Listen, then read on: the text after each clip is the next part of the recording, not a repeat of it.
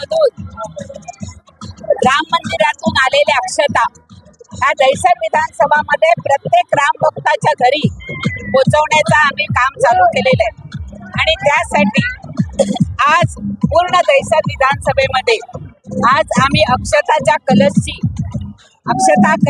पूर्ण शोभायात्रा काढली. लाखो लोक ह्याच्यात जॉईन झाले आणि ज्या पद्धतीने हिंदू रस्त्यावरती उतरून आज या अक्षता कलशाचं स्वागत करत होता. प्रत्येक भारतीयाच्या मनामध्ये राम मैयाचं हृदयामध्ये जागृत झालेलं आहे आणि आज प्रत्येक हिंदू माणसाने त्याचं स्वागत केलेलं आहे. किती किलोमीटर दहिसर विधानसभेचा आज 16 ते 18 किलोमीटर ही आमची यात्रा झाली.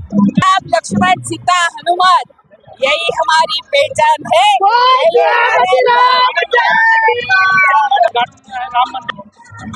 750 वर्षाची प्रतीक्षा ही 22 तारखेला देशाचे लाडके पंतप्रधान आदरणीय नरेंद्रभाई मोदीजी हे तमाम हिंदुस्थानातील हिंदू नागरिकांचं स्वप्न साकार करत आहे. ह्याच्यापेक्षा दुसरा आनंद कुठलाच नाही. ह्याच्यासाठी आमचे सगळे नेते आहेत ते तुम्हाला योग्य उत्तर देतात. कलश यात्रा इसलिए निकाले है कि 500 बरस के बाद हमारे प्रधानमंत्री नरेंद्र मोदी जी ने रामलला का मंदिर बना दिया. ये बड़ा गर्व की बात है. ये तो घर घर में जुलूस निकालना चाहिए. ये तो हम लोग सब मिलके जुलूस निकालते हैं.